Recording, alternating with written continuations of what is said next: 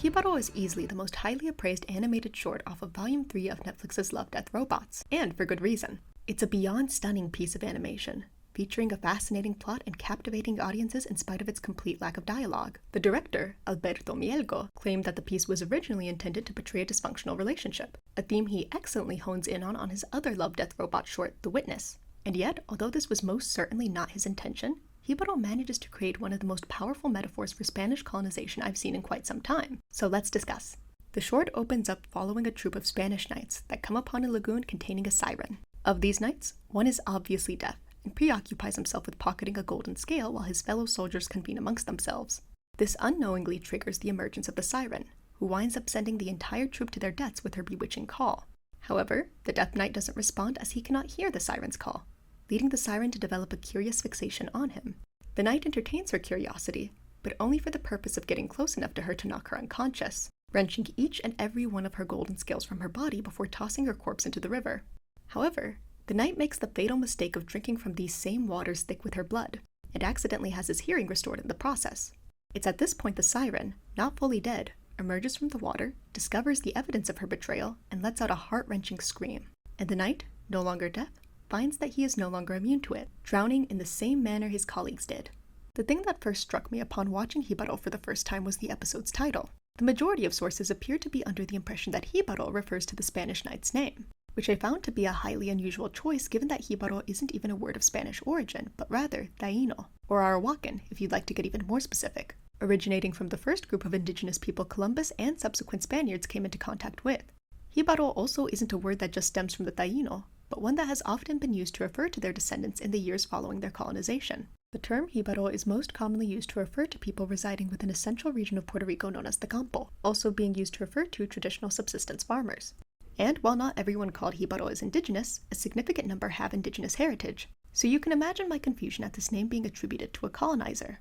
However, upon doing a little digging of my own, I found an interview in which the director specifies that the short never clarifies who the term Jibaro is intended to refer to, which both makes significantly more sense and creates an interesting angle to interpret the short through. If we break down the word itself, Jiba means forest, Waro or Iro means man, together roughly translating into man or men of the forest. And while although the Spanish knight is literally a man in a forest, he is not of the forest. He is an invader that only came to the land for the sole purpose of pillaging it, and somebody that poses a direct, immediate danger to the residents. He ultimately triggers his own untimely end by directly and needlessly harming a true member of the forest, a framing that leads me to believe that Jibaro is in reference to these true children of the forest over the forest's invaders. If this is true, then let's examine Jibaro's potential connection to the events that sparked the Taíno uprising of 1511. Although this all may be a matter of coincidence, the specific imagery of a Spanish soldier brutalizing a native inhabitant of an invaded land, stripping them of not only their wealth but their identity before being lured into a river and drowned, ties in all too well with the story of Aguabana el Bravo and the death of Diego Salcedo. Diego Salcedo was a Spanish conquistador drowned in 1511 while on a trip to Puerto Rico, being taken by surprise by a group of Taíno following the commands of Aguabana el Bravo and the cacique of Añasco, Urayuan. Although there are multiple theories as to how exactly Salcedo drowned, all are applicable to the story. In the first iteration, Salcedo is lured to a lake with the promise there would be Taíno women there for him to lie with, but upon reaching the lake, discovers a group of Taíno men that seize and drown him, with his greed and desire to consume being the thing that ultimately leads him to his death. In the second iteration, the Taíno offer to carry him across the river in their arms before drowning him in the center.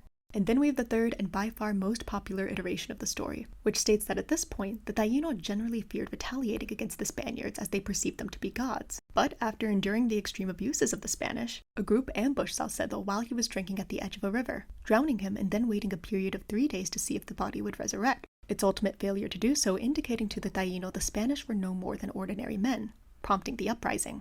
If Jibaro is analyzed under the guise of a colonization metaphor, the more disturbing the violence the Spanish knight inflicts upon the siren becomes, largely due to how deeply senseless it all is.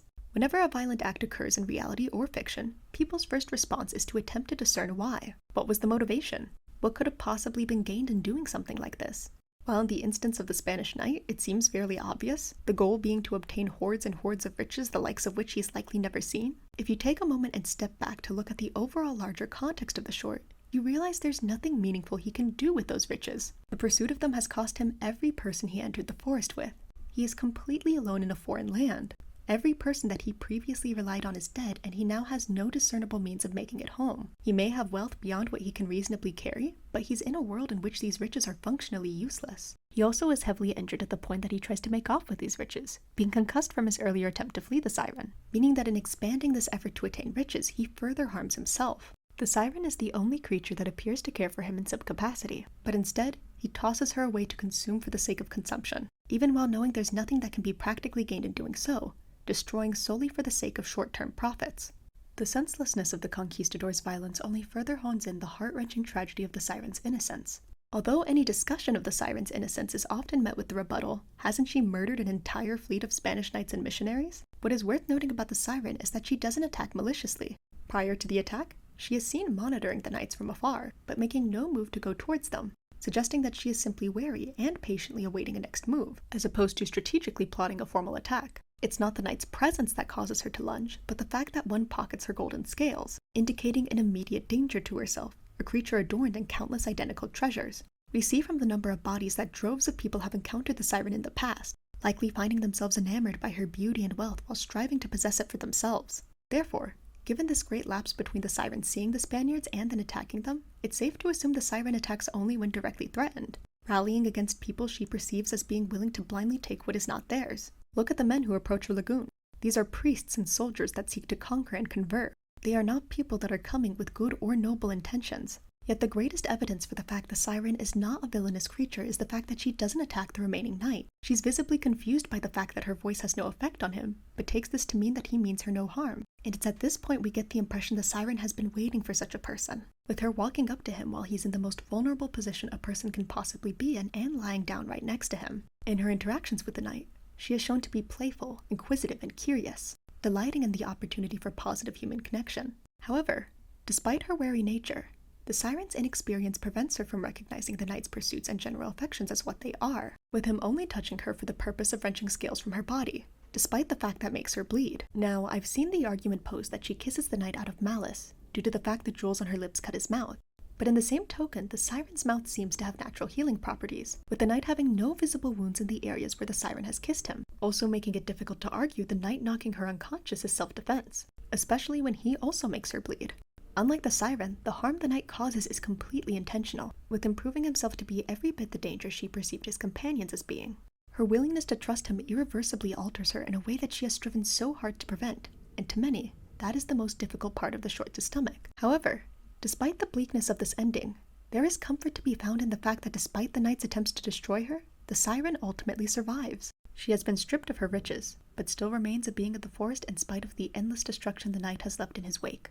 He might have sought to consume everything he came into contact with, but he could not fully take her, and she has survived in the wake of it all, and her magic has remained hers.